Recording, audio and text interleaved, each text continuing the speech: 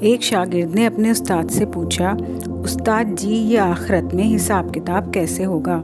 استاد تھوڑا خاموش رہے، پھر اپنی جگہ سے اٹھے اور سارے شاگردوں میں کچھ پیسے بانٹے۔ انہوں نے پہلے شاگرد کو 100 روپے، دوسرے کو 75، تیسرے کو 60، چوتھے کو 50، پانچویں کو 25، چھٹے کو 10، ساتویں کو 5 اور جس لڑکے نے سوال پوچھا تھا اسے صرف 1 روپیہ دیا۔ لڑکے استاد کی اس حرکت پر دل برداشتہ ہو گئے اور انہیں غم تھا، اپنی توہین محسوس ہو رہی تھی۔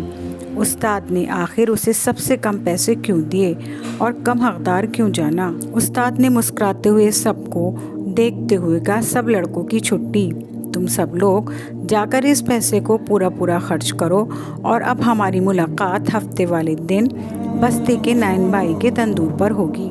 ہفتے والے دن سارے شاگرد نان بائی کے تندور پر پہنچ گئے، جہاں استاد پہلے سے ہی موجود سب کا انتظار کر رہے تھے۔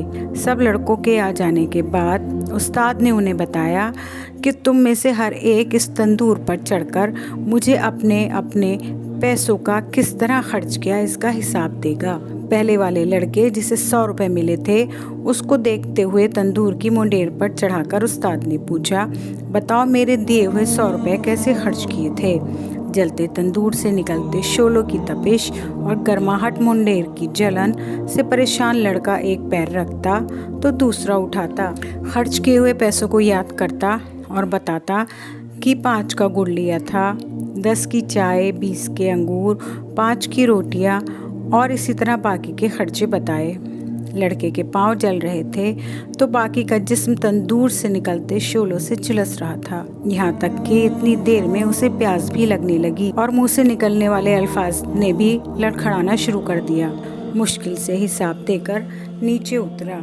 اس کے بعد دوسرا لڑکا، پھر تیسرا اور پھر اسی طرح باقی لڑکے، یہاں تک کہ اس لڑکے کی باری آ پہنچی جسے 1 روپیہ ملا تھا۔ استاد نے اسے بھی کہا کہ تم بھی تندور پر چڑھ کر اپنے روپے کا حساب دو۔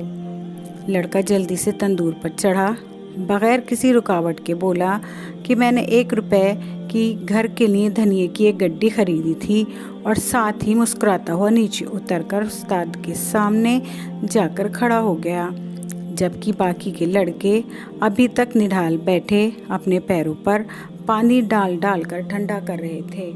استاد نے سب لڑکوں کو مخاطب کر کے اس لڑکے کو خاص طور پر سناتے ہوئے کہا، بچوں یہ قیامت والے دن کے حساب کتاب پر ایک چھوٹا سا منظر نامہ تھا۔ ہر انسان سے جس کو جس قدر عطا کیا گیا ہے اسی کی برابر حساب ہوگا۔ لڑکے نے استاد کو محبت سے دیکھتے ہوئے کہا کہ آپ نے جتنا کم مجھے دیا، مجھے اس پر رشک اور خوشی، آپ کی عطا پر پیار آ رہا ہے۔